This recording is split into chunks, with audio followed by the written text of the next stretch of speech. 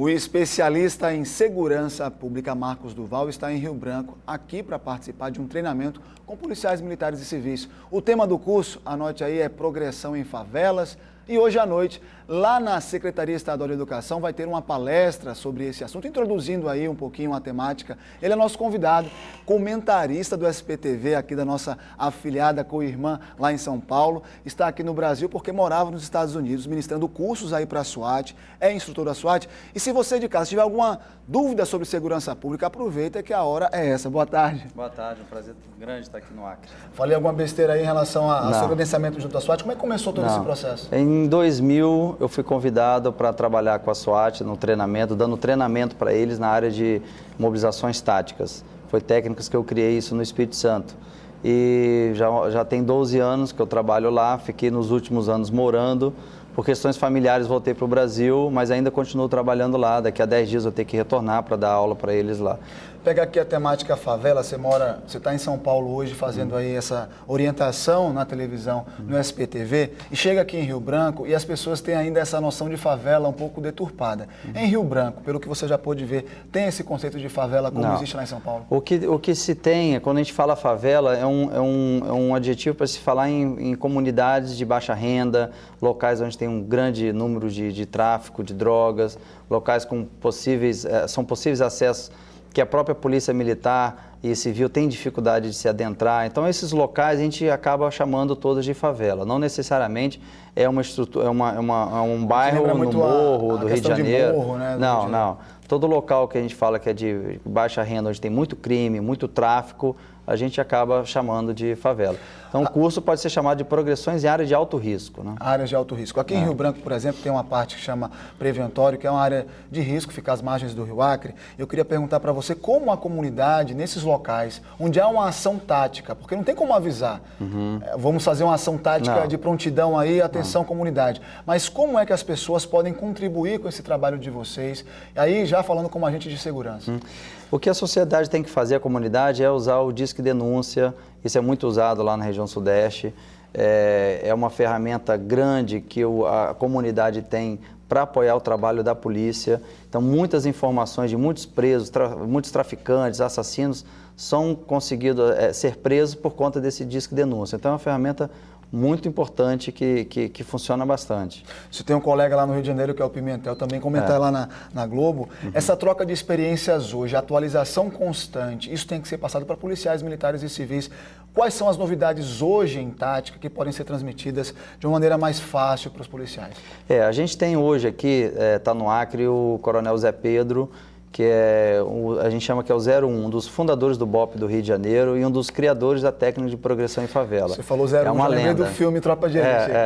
Ele é uma lenda viva, com centenas de combates reais, então é uma pessoa com uma carga de conhecimento muito grande e vai ter essa oportunidade de passar para os policiais aqui. Nós estamos só nesse curso que está começando amanhã, mais de 25 policiais civis, então assim, é uma realidade atípica. A gente vê uma coisa assim, muito interessante. Os militares participarem já é quase comum, mas...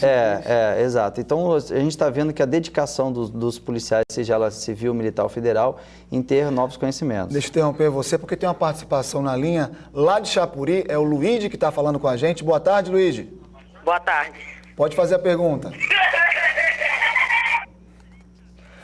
Pode fazer a pergunta. E a segurança pública no estado do Acre?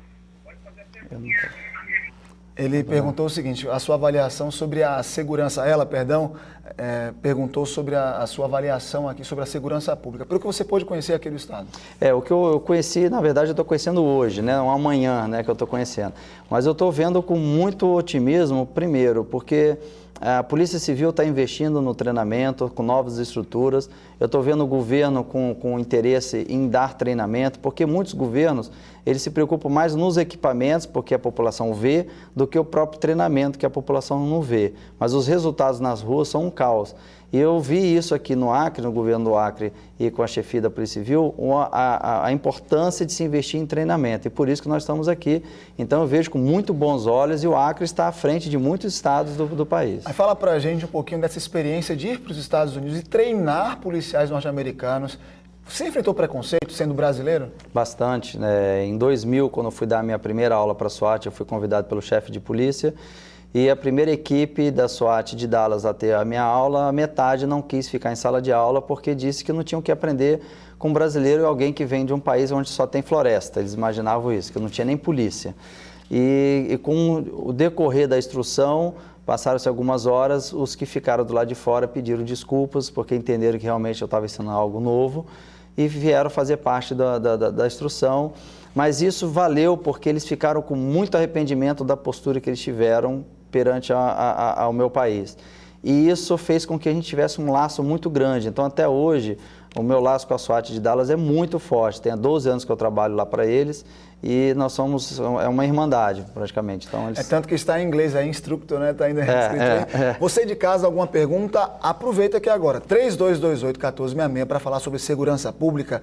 Aqui na nossa região temos dificuldades em relação a rios, a parte geográfica. A polícia, ela também é treinada e orientada sempre com essa história do mapeamento da área. A parte da geografia também importa muito numa ação tática? Não, com certeza, principalmente um estado de fronteira. Então, tem outras particularidades que a gente lá na região sudeste a gente não tem, né? Então, exige mais, são culturas diferentes, pessoas entrando aqui no estado com outras culturas. Então, é uma porta de tráfico, de armas e drogas. Então, o cuidado é muito maior. É assim, a gente não tem nenhum estado hoje no país pronto e dizendo assim, estamos com uma segurança pública perfeita, mas estão todos caminhando para o norte, que é a melhoria disso. Então, e começaram a entender que é muito importante o investimento na área da segurança pública. Nós temos aqui uma pergunta, é do Fran, do Esperança, aqui de Rio Branco, um bairro aqui de Rio Branco. Boa tarde. Boa tarde. Pode fazer a pergunta. Eu queria perguntar para ele, porque é estrutura da polícia, não é isso? Se ele não ensina, não instrui os policiais pegar os ladrões, os altos ladrões, não os ladrões pequenos não, os grandão que roubam. Agora mesmo eu estou lendo aqui na revista Veja, um roubo de 1 bilhão, né, que foi roubado dos cofres públicos, que está na Polícia Federal, que até agora ninguém sabe como é que foi esse dinheiro, não volta, esses bandidos não vai preso. Será que ele não treina esse pessoal para prender esses bandidos, não, só para prender os pequenos? Tem que prender os grandes, eu vou treinar para prender os grandes. Né? Eu queria saber o que ele faz nesse sentido. Obrigado aí pelo seu desabafo. Um questionamento até importante. A parte tática também pode ser usada para crimes como esse que ele está citando? Na verdade, tem que prender todos, né? Não é nem o pequeno nem o grande, tem que ser todos, tem que serem presos. Agora a gente tem visto que a nossa cultura dificulta muito isso. Eu trabalhando em outros países, eu percebo que a cultura do brasileiro de sempre tirar vantagem em tudo é o que mais prejudica e cria esse caos, e cria esse caos na segurança pública. Então pode ser desde um pequeno traficante que quer tirar suas vantagens e ganhar seu dinheiro fácil sem trabalhar, até os políticos que querem aproveitar a posição que estão para roubar. Então a gente percebe que isso é muito na nossa cultura do Brasil. É fácil eu enxergar isso por estar em outro país. Então realmente eu tenho que ter uma mudança cultural das pessoas que não querem tirar vantagens, começar a assumir cargos importantes para tirar essas que só querem tirar vantagem. Você acompanhou aí com o Pimentel, Rodrigo Pimentel, lá no Rio de Janeiro, a questão dos comentários dele em relação à política pacificadora nos morros do Rio de Janeiro. Aquela estratégia de segurança pública, por exemplo, do Rio de Janeiro, apesar de ser morro, áreas densas próximas ali a bairros bem populosos, ela pode ser empregada em outros lugares, fora do Rio de Janeiro, São Paulo, por exemplo, aqui em Rio Branco, por ser menor? Eles têm a ideia do projeto da unidade de polícia pacificadora, elas estão sendo implementadas em outros estados com outros nomes, mas o objetivo é o mesmo, o estado entendeu que se eles estão ausentes nessas favelas de baixa renda, acaba que a criminalidade aumenta, o consumo de drogas e tudo mais. Então o estado começou a entender que é importante ter sim policiais nessas regiões. Agora, como a questão das drogas envolve muito dinheiro, por isso que está se formando novos policiais com caráter, com honra, que é para também não se corromperem para entrar então nesse ciclo de tráfico. O João da Sobral está na linha, um bairro aqui de Rio Branco. Boa tarde, João. Pode fazer a pergunta. É que os atuais administradores desse estado prometeram trazer para nós uma justiça tolerância zero. E ele, como é preparado, eu gostaria de deixar essa pergunta para ele. O que ele faria para que a intenção do governo de trazer essa tolerância zero, ele faria no lugar do governo que já prometeu e não fez, não cumpriu? O que ele não faria? É uma observação aí do telespectador. Em relação à política de governo, as pessoas aqui elas têm esse costume de participativamente da parte política do Estado. Nesse caso, tolerância zero, como no Rio de Janeiro, choque de ordem, como tem lá no Rio de Janeiro, em São Paulo também tem operação parecida. A tolerância zero seria o quê? Esse termo até tolerância zero começou em Nova York com um chefe de polícia que começou a decretar essa tolerância zero. A gente tem que ter algumas adaptações em cada país e principalmente em cada estado, né? Porque se você começa a ter uma polícia muito ostensiva e na rua agindo de forma muito ostensiva, acaba causando medo, acaba causando uma visão ruim do trabalho policial. Então, na verdade, o que tem que ser feito, que é o que o governo está fazendo, eu vejo pelo investimento na Polícia Civil, é ter investigadores investigando os crimes, conseguindo identificar onde estão os criminosos, fazendo as prisões. Então, é mais a questão da inteligência da polícia agindo do que a parte ostensiva mesmo na rua. Aproveitar aqui seus conhecimentos mais um pouquinho. Por exemplo, esta semana repercutiu em todo o Brasil a morte de uma pessoa que sofreu disparos da arma Taser, arma norte-americana fabricada nos Estados Unidos, arma que transmite choque elétrico para a pessoa, para imobilizar aquela pessoa suspeita de algum crime. Como é que você orienta o uso dessa arma para as pessoas quando você palestra, quando você fala, quando você instrui? Nos Estados Unidos, quando foi lançada essa arma, mais ou menos uns 8 anos atrás, a gente já estava lá. Inclusive, eu até na época eu experimentei vários tipos de choque para poder sentir o poder dela.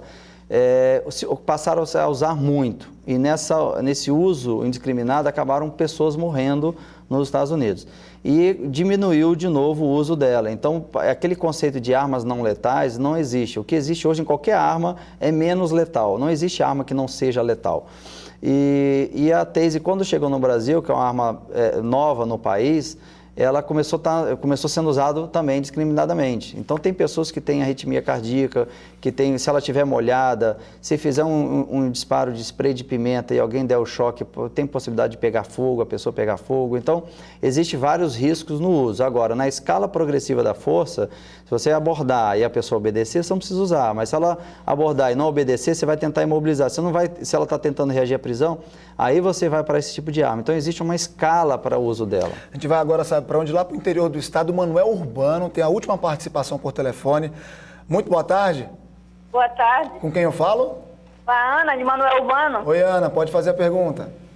Eu gostaria de ter um esclarecimento na seguinte forma, que quando os agentes federais fazem o registro de arma a produtores rurais, eles orientam que se o produtor conduzir sua arma desmontada, enrolada num pano, pode conduzi-la.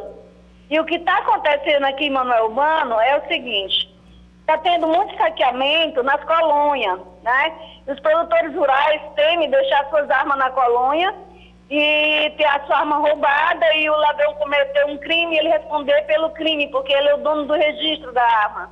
E quando ele traz para a cidade, como acontece com frequência, aconteceu já essa semana, um produtor rural trazia sua arma desmontada, enrolada em um pano, amarrada para sua residência, já temeroso de se roubarem na colônia, o colono é preso quando a polícia pega, é abordado pela polícia, colocado arma no pé do vidro do colono, né? Ele passa por constrangimento, ainda vai preso, sai sob fiança e ainda Ana, tem que responder em juízo. Eu queria que ele esclarecesse se isso é certo e para que serve esse registro dos armamentos dos produtores, se eles não têm mais condições de manter uma arma nem sequer na sua colônia, né? Obrigado, dona Ana. Dona Ana contou uma história toda para entender o assunto dela. É uma legislação brasileira que permite o registro de armas para produtores rurais, e aí, no caso, quando eles são pegos na cidade. Uma operação de segurança de rotina, qual a orientação? A primeira coisa é você se identificar e dizer que você está armado, porque o policial que está abordando, ele não sabe se a pessoa que está sendo abordada é bandido ou é um trabalhador. Então, a primeira coisa é dizer, olha, estou armado, minha arma está registrada, ele vai dizer aonde, de que forma, então ele vai ter um procedimento para que essa pessoa, então, mostre o armamento, porque você não pode deixar que o policial tenha surpresa de achar uma arma, que aí sim ele vai achar que você não sabe. Quanto mais se explica, mais complica. Exatamente. Muito obrigado, Marcos Duval, pelas explicações. Lembrando que hoje à noite ele vai estar presente lá na Secretaria Estadual de Educação, no auditório de lá, e também sábado e domingo no treinamento aí, Progressão de Favelas, né? É isso aí, nós vamos estar lá, é uma palestra gratuita hoje, e eu vou estar fazendo um parâmetro da segurança pública do Brasil com a dos outros países. Muito obrigado mais uma vez. No próximo bloco, emoção na visita festa de Romário à Pai aqui em Rio Branco. Eu volto em instantes, não sai daí. Olha aí, ó.